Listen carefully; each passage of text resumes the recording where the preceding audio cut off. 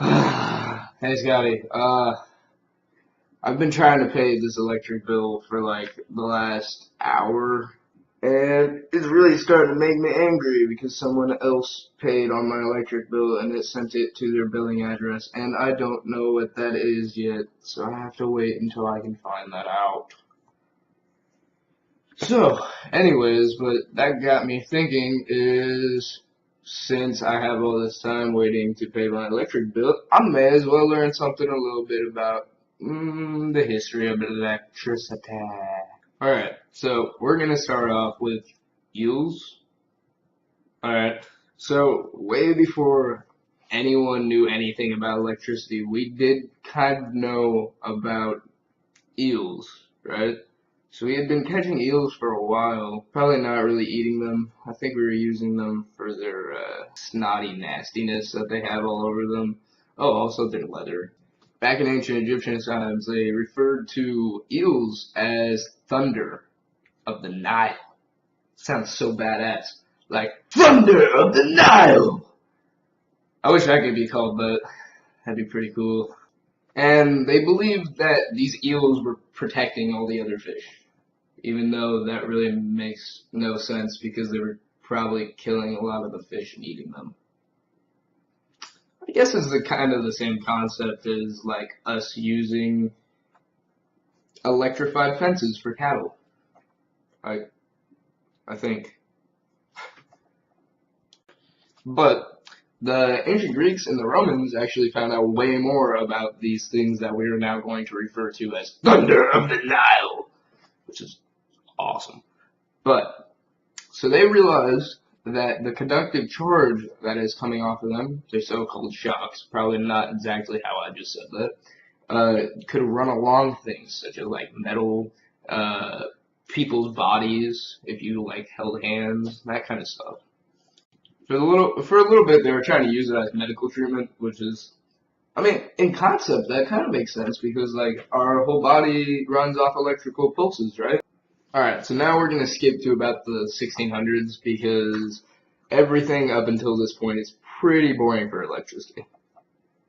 So, an English scientist, William Gilbert, okay, so anyways, he did a study on magnetism using a lodestone. So he realized that he could produce static electricity from this thing by rubbing it with amber, which, I mean, I've never done that before, and that seems like a weird thing to try, but it was the 1600s. And so from his research, he coined a new term, a new Latin word called electricus, meaning of amber or like amber.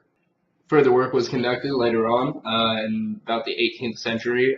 This guy, you might know him, Benjamin Franklin, he sold most of his possessions to actually research electricity.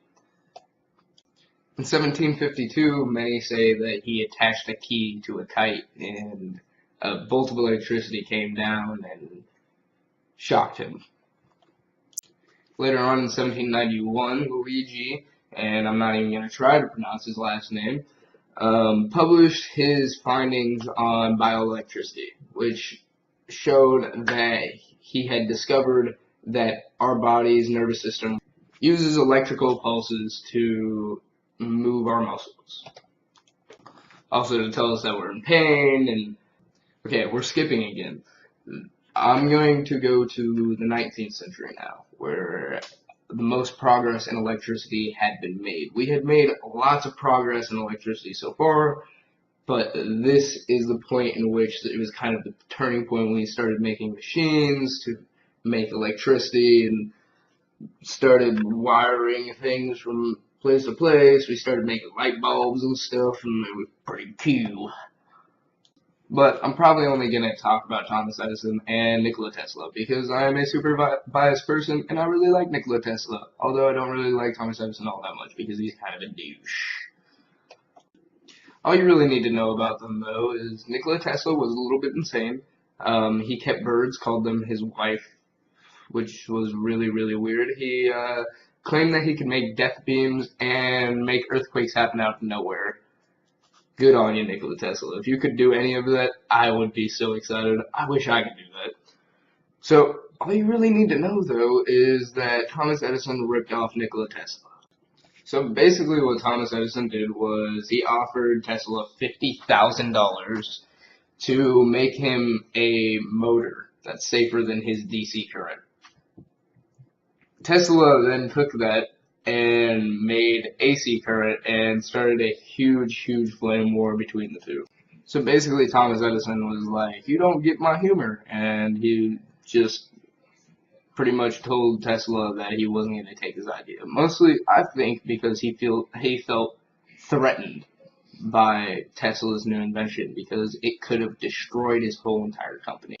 And from that point on, they became lifelong enemies. And I think that's where I'm going to end my history of electricity, since I actually just paid my power bill. So I will see you tomorrow. Later, Scotty.